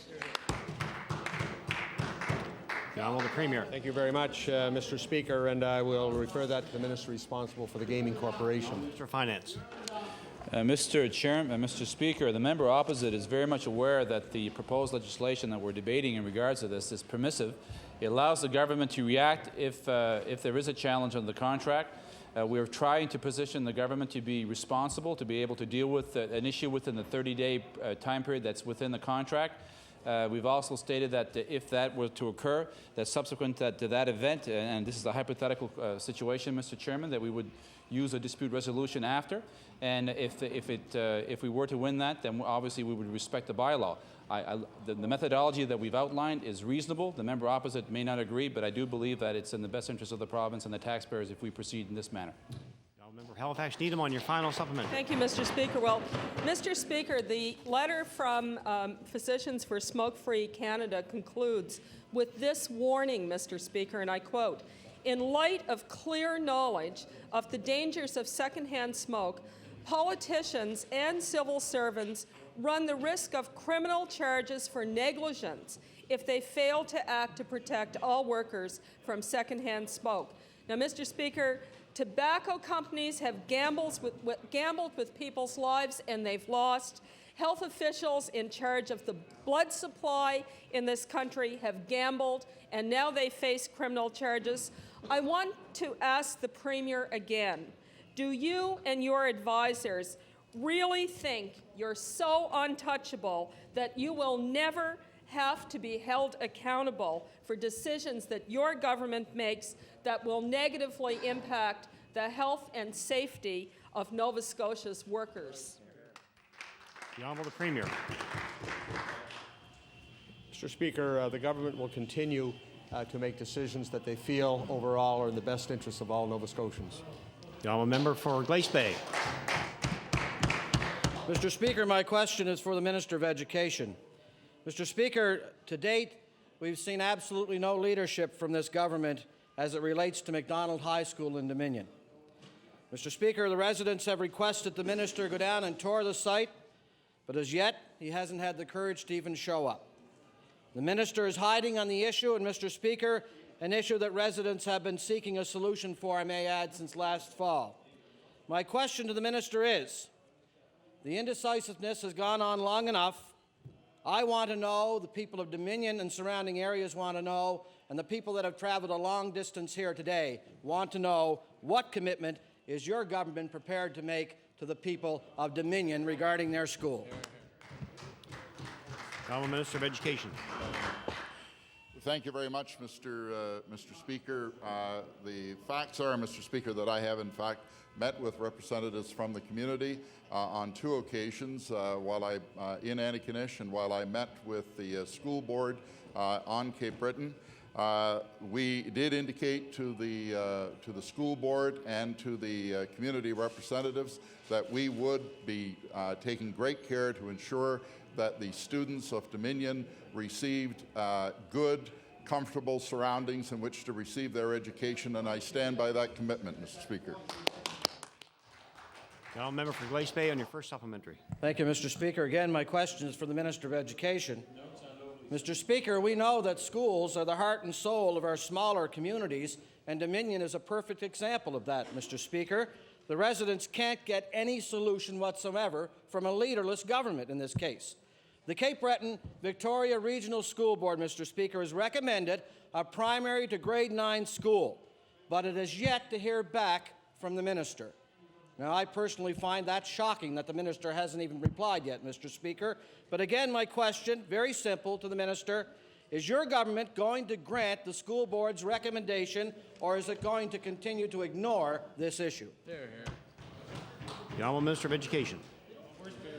Thank you very much, Mr. Speaker. The fact of the matter is that we will ensure that the students of Dominion are in good schools. And the honourable member would be well for him to recall, Mr. Speaker, that because of the commitment that his leader has made with respect to matters of debt reduction in this province, that there will be no money for new schools under his administration if there ever was one. The honourable member Glace Bay on your final supplementary. Well, Mr. Speaker, the minister well knows that nothing could be further from the truth. What this government is doing now, Mr. Speaker, is simply treading water until the election. That's all the minister is doing right now. And on this issue, no answers from that minister, so I'll ask my final question to the Premier, Mr. Speaker. That's if he doesn't defer it. Mr. Speaker, to govern a province, you have to be concerned about all 52 ridings, not just the ones that got you here, Mr. Premier. So my question is, why have you personally not shown an interest in the concerns of Dominion and offered the residents the solution that they so rightfully deserve regarding the education of their children?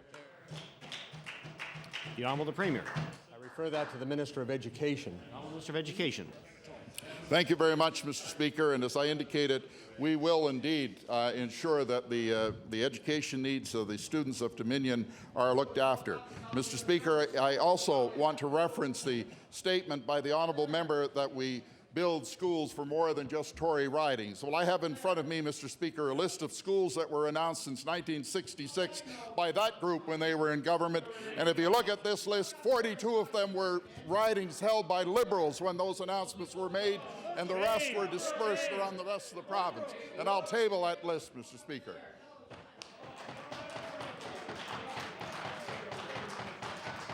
Order, please. The honourable member for Sackville-Cobequid. Thank you.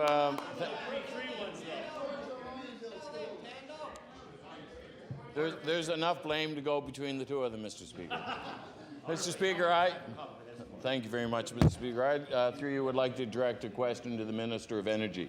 And it would appear, Mr. Speaker, as if there's almost like a new tradition starting in this province. Before the last provincial election, the Red Team, the Liberals, came out and announced a gas distribution system to Sempra Gas. Of course, after the election, and Mr. Speaker, we know that Sempra pulled out, no gas is being distributed. Now, of course, as a new date with the electorate was drawing nearer, this government awarded a contract, or the franchise was given to Heritage Gas.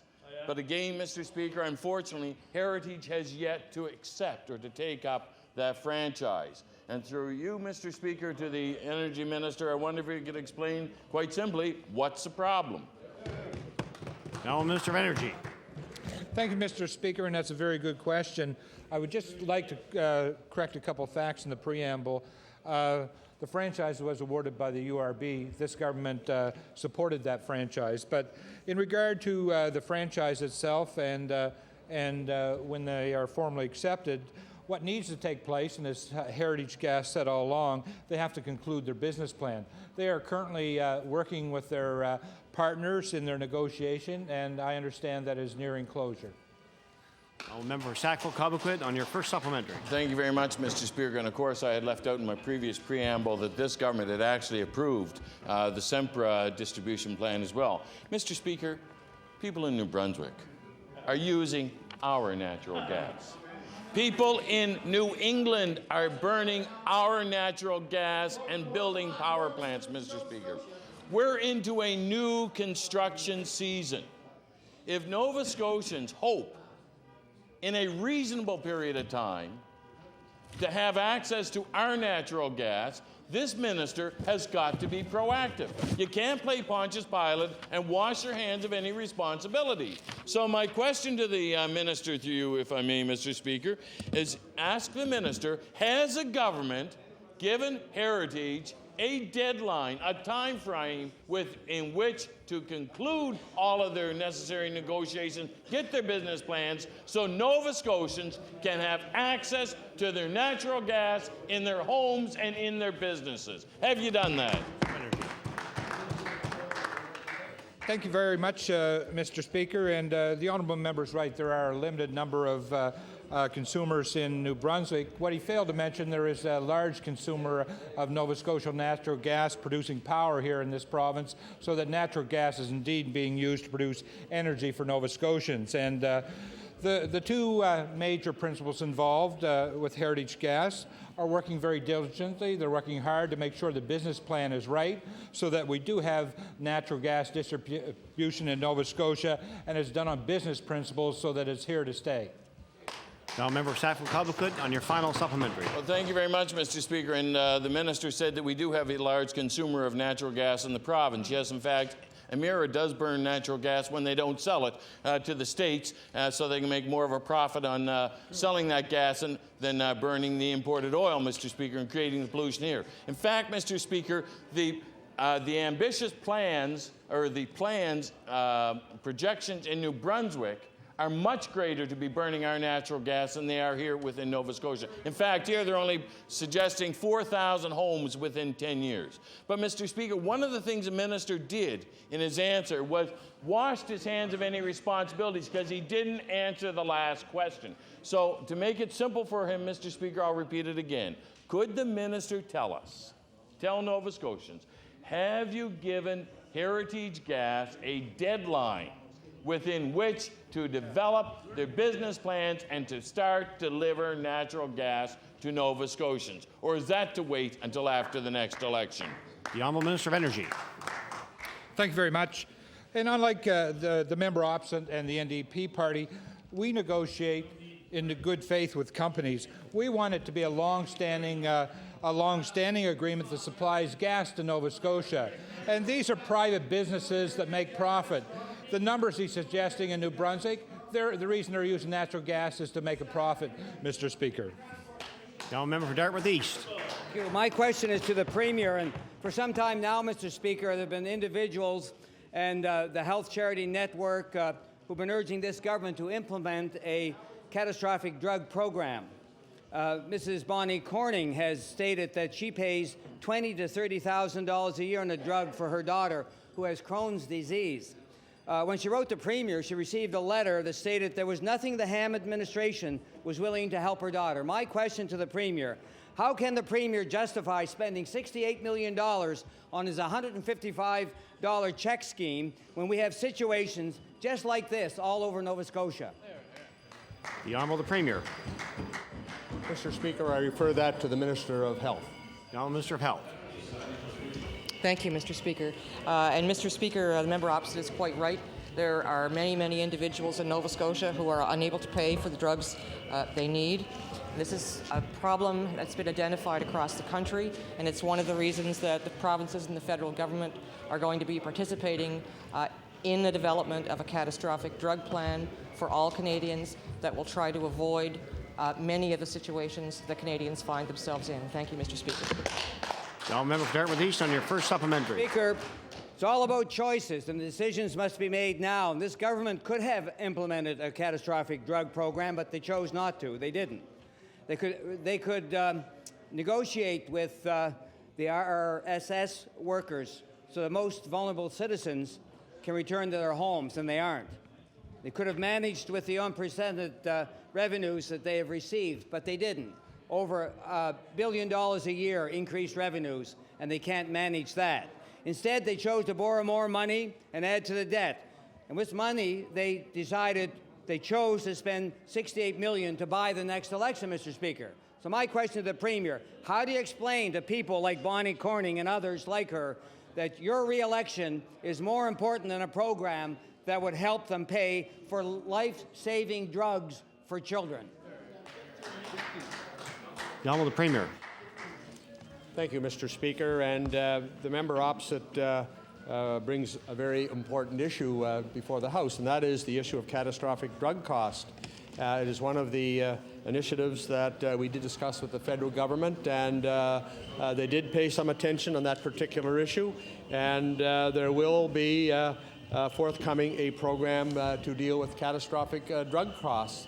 And I hope that the Liberal caucus opposite will continue to lobby at the federal level to make sure that the federal government retains its interest in that particular initiative, because for so long they have been unwilling to accept their responsibilities in funding legitimate health care costs in the province.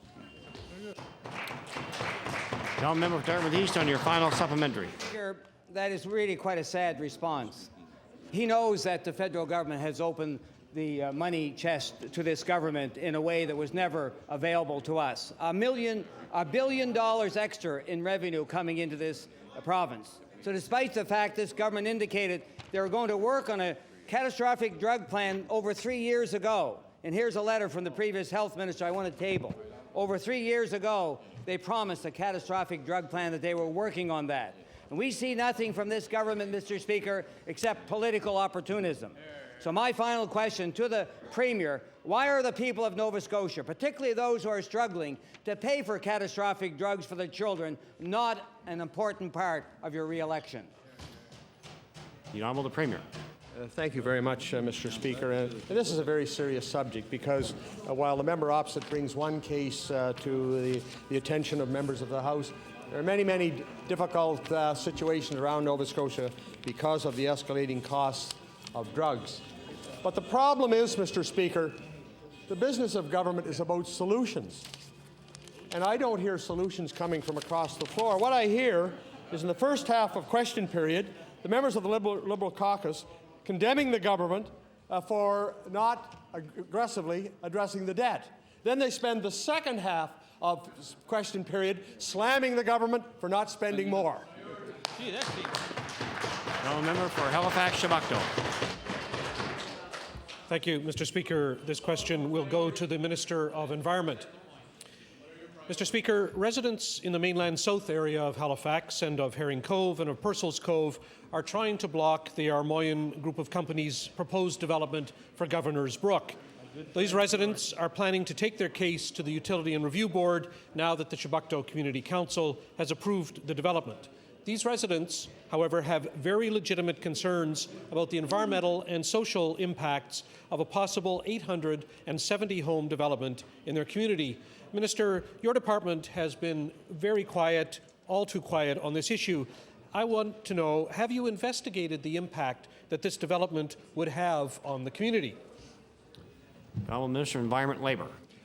Mr. Speaker, I'm pleased that the honourable member has brought this to my attention, and I will take a look at what we have in the department with regard to the proponents' plan, as well as to the concern of the residents in the area. The honourable member for Halifax-Shabukto on your first supplementary. Well, Mr. Speaker, thank you. But I'd like the Minister to note that more than 1,400 people signed a petition opposing the Governor's Brook development. That petition was tabled by my colleague, the Honourable Member for Halifax Atlantic, earlier today. This development threatens one of the last sensitive wilderness areas inside city limits, one of the city's few clean freshwater lakes, and also the Macintosh Run. The development could also damage Williams Lake, a very popular spot for all Halifax residents.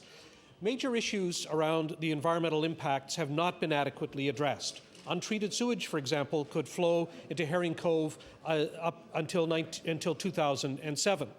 Minister, given the very sensitive nature of the area in question and its ecological and social value, I'm wondering if you are prepared to order an environmental assessment of the proposal.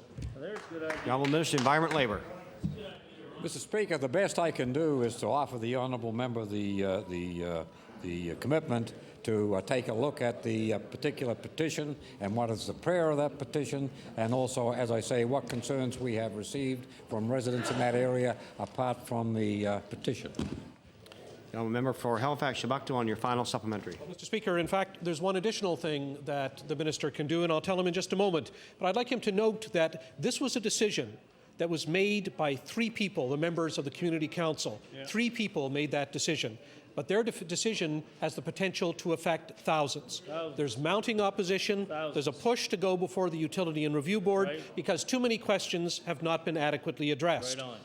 There are residents here in the gallery today, and I would like to know if the Minister is prepared to meet with these concerned residents later this afternoon, immediately after question period, to discuss this important issue. Will the Minister commit to that?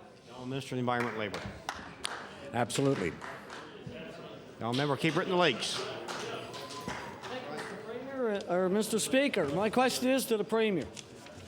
Early in this government's mandate, I had brought to the attention of the Premier in this House community concerns regarding the Marine Atlantic facility located in North Sydney. Cape Breton Lakes residents continue to call me with concerns regarding new hirings, new employment opportunities. And my question to the Premier, could the Premier please provide an update as to what he has done to protect the interests of Nova Scotians who seek new employment opportunities at the Marine Atlantic facility in North Sydney? The Honourable the Premier. Thank you very much, and that's a good question and one that the member has asked in the past, and I'll refer it to the Minister of Economic Development. Minister of Economic Development. Yes, thank you, Mr. Speaker. I want to thank the member for that question. It's a very relevant one that needs to be asked on a continuing basis. Recently, we had an opportunity to speak with the chairman, Sid Hines, of Marine Atlantic, and keep the dialogue. And as the Premier has been in consultation with him to constantly monitor the employment levels between Newfoundland and Nova Scotia and ensure a balance. And we will look into his question and ensure that those numbers are being maintained. The Honourable Member Cape Breton Lakes on your first supplementary. Thank you, Mr. Speaker. In June of 2000, the Marine Atlantic Board of Directors made a pledge to maintain a best business practice, which would protect millions of dollars in spin-offs such as supply contracts for local business. Also, a commitment was made for a one-on-one policy, Premier, a one-on-one policy shared, of course, with Newfoundland. And I will table the newspaper article from Newfoundland which says that for Mr. Hines. Now, Mr. Premier, I will also table a document indicating hirings for 2001, which indicate Newfoundland is enjoying a 60% hiring rate according to Nova Scotia's 40. Nova Scotia got 40% of the hirings. I'd like the Premier to explain to me, Mr. Speaker, how this is a one-on-one hiring policy. The Honourable the Premier. Thank you very much, and I refer to the Minister responsible. The Honourable Minister of Economic Development. Thank you very much, Mr. Speaker. And again, to the member, I said I would provide an update with regards to employment numbers. The actual percentage of hirees that are brought on. Obviously, there are various units of opportunity. For instance, in North Sydney, they have the call center for reservations there, and the different operational jobs that are there, as well as the on-ship. So again, to reiterate, he has a very good question, and it bears confirmation before the House, and I will report back. Now, Member Cape Breton Lakes on your final supplementary. Thank you, Mr. Speaker. And this Premier possibly, his government, I believe, are being possibly snookered, manipulated, and outmaneuvered by the Newfoundland folks. Records for 2002, Mr. Speaker, indicate hirings are now 70-30 in Newfoundland's favor.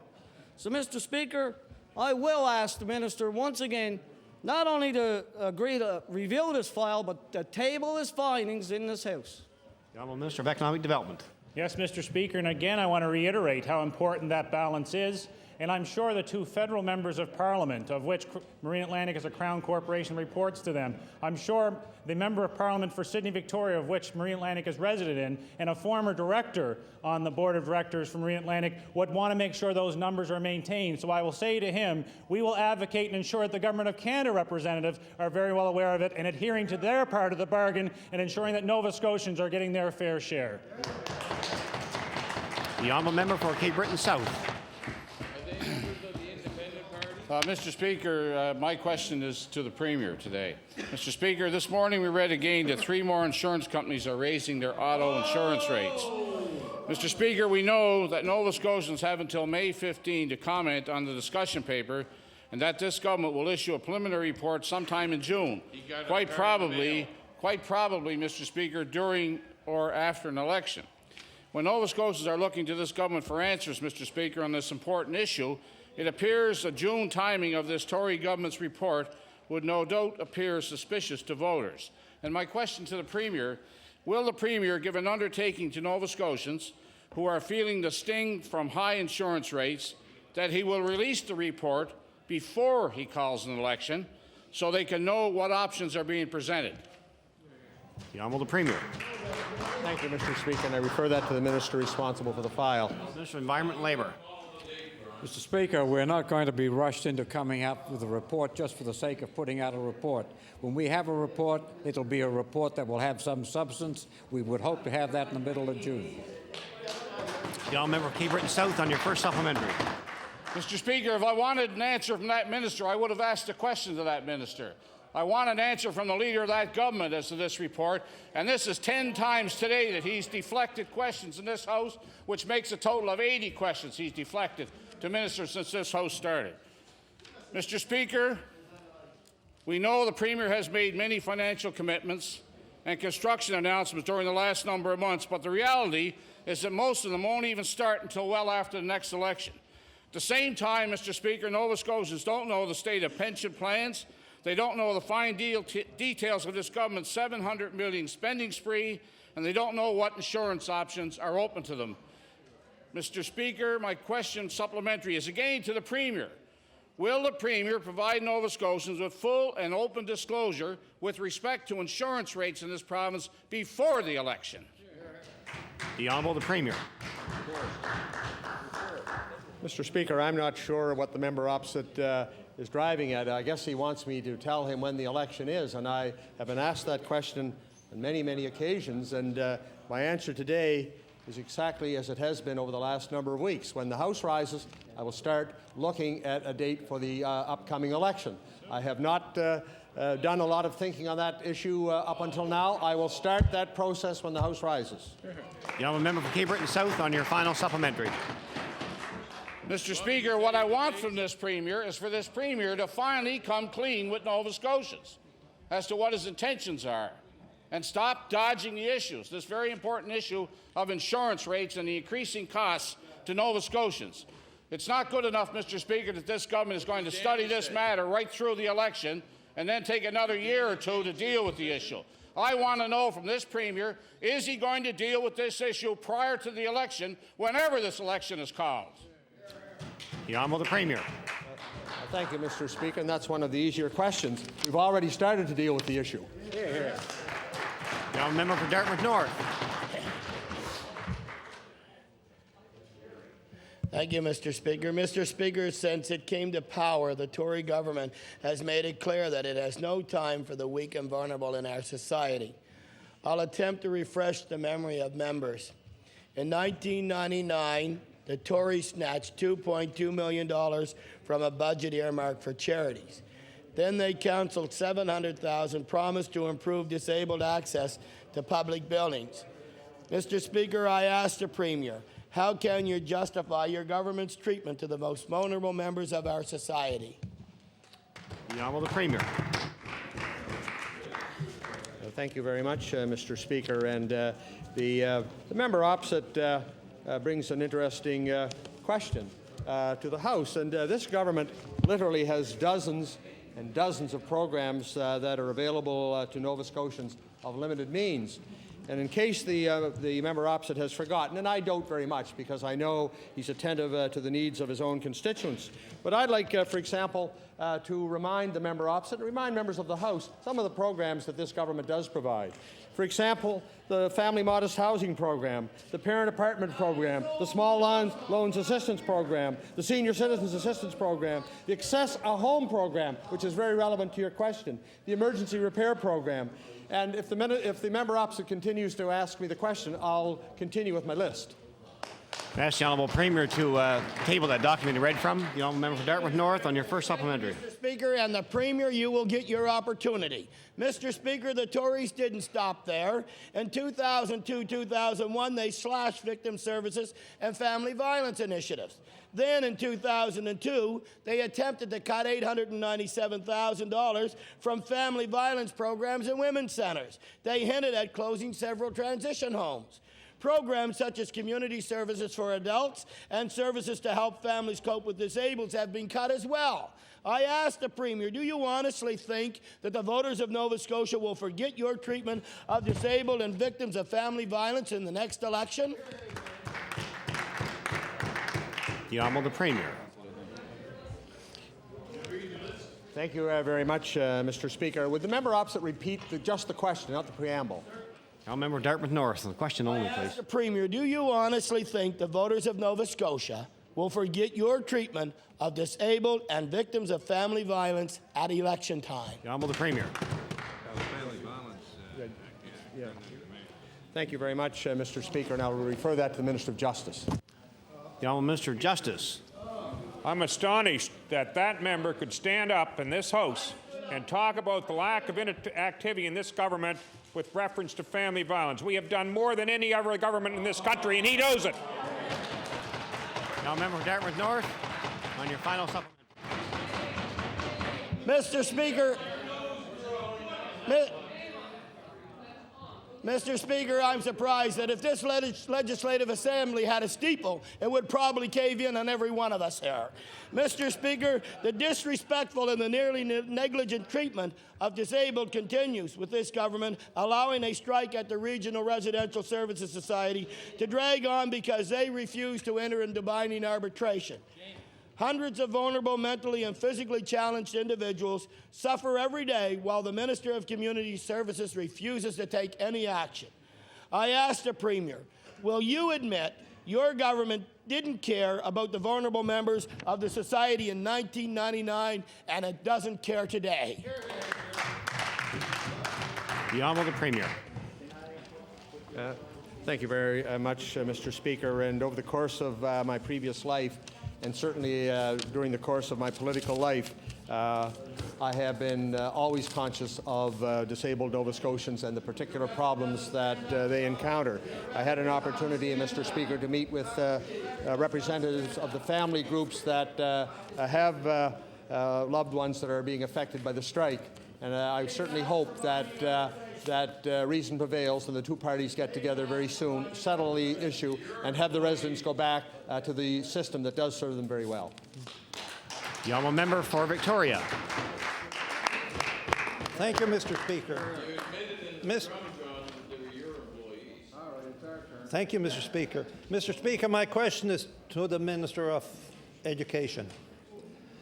Mr. Speaker, in June 2000, this government acknowledged the need for a P-12 school in Iona.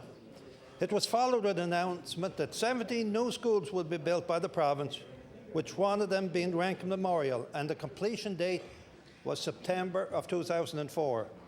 To my surprise and many others, Mr. Speaker, it has been recently learned that the school completion date would be delayed until September 2005. So my question to the Minister is, what happened to the funding that was set aside to build Rankin Memorial, which was originally scheduled to be completed in September 2004. The Honourable Minister of Education. Thank you very much, Mr. Speaker, and I can assure the honourable member that when the problems associated with the Rankin Memorial School have been sorted out, and he would understand that the community wants it to be a destination, and therefore the location of that school is of significance. But because of the location that is desired by the community, it requires some difficult infrastructure-related problems, that is getting three-phase electricity to the site, or in collaboration with the National Research Council, finding alternate ways of addressing the energy concerns of that school. So indeed, we intend to proceed with it, and there will be funding to do it. Member for Victoria, on your first supplementary. Thank you, Mr. Speaker, and I thank the Minister for the answer. But, Mr. Speaker, my question is for the Minister of Education again. My colleague from Cape Breton West tabled a report on the School Capital Construction Committee last evening in this House. And in this report, the 12 top priorities for the new school construction listed by this government, unfortunately, Rankin is not among that list. Will the Minister confirm today, then, what the construction or the completion of the construction date for Rankin Memorial? Is it definitely 2005 or before that date? The Honourable Minister of Education.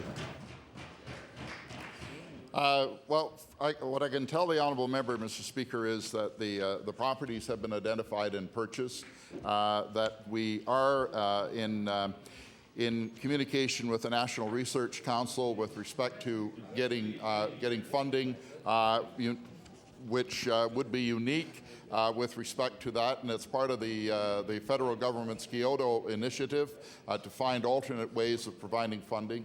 We intend to incorporate that within the school, and Mr. Speaker, when all of that is in place, then we will proceed with the school, and it should not be delayed more than a year in order to do that. For Victoria, and your final supplementary. Thank you, Mr. Speaker. Mr. Speaker, my final supplementary is for the Premier. Mr. Speaker, the Minister of Education doesn't give us a very clear answer of where the money went that was scheduled for the construction of the new Rankin Memorial School in Iona. But I think, Mr. Speaker, that Nova Scotians know the Premier has pinned his hopes of re-election on a $155 cheque that would go to less than half of Nova Scotia workforce. And the Premier thinks he can finance this plan on the backs of communities such as Iona, Barrington and Dominion. My question to the Premier is, why have you put your government's political priorities ahead of new schools that would aid the education of our children in this province? The Honourable the Premier. Thank you very much, Mr. Speaker, and I'm glad the member opposite has indicated that schools are a priority, and they certainly are a priority of this government. And unlike the policies that are now being put forward by that caucus, those kinds of things will rapidly come to an end.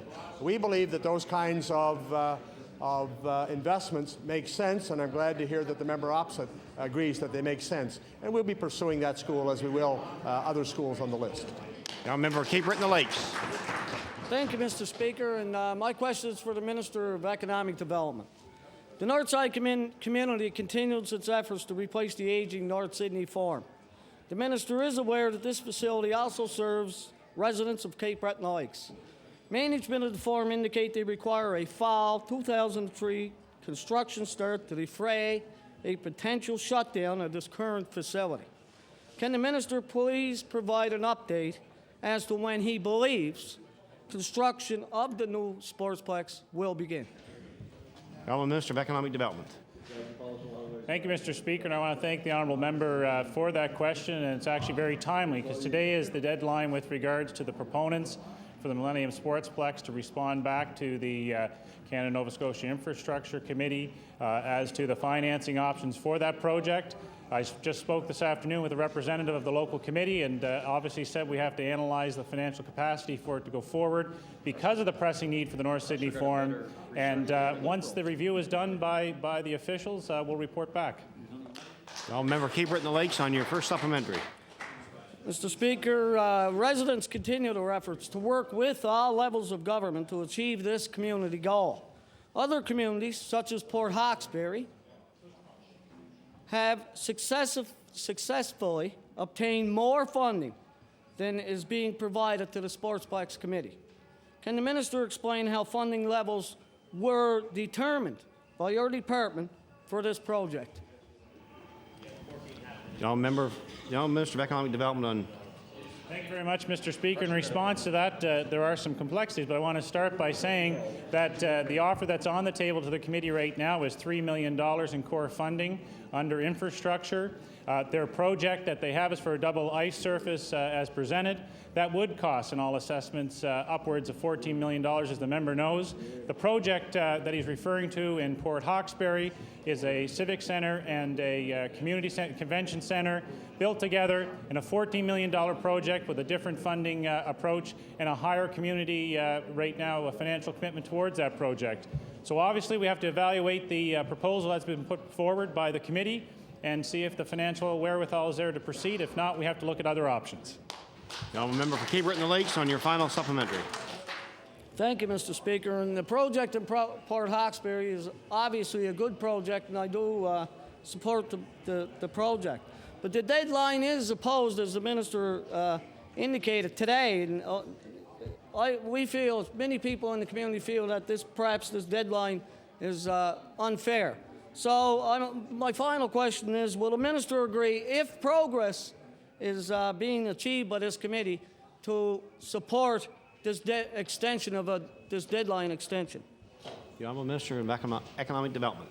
Thank you very much, Mr. Speaker. And as the member knows, there have been extensions provided already with this project. This project now is 4 years in the making. What he also knows is the North Sydney Forum is under a great need to be replaced. The committee and the organizing board that oversees that have stated it cannot continue operations anymore. They've now closed operations. We have to move forward. They had a deadline to meet. We have to see if it's feasible. If it is, we'll proceed. If it's not, we'll proceed with an alternative.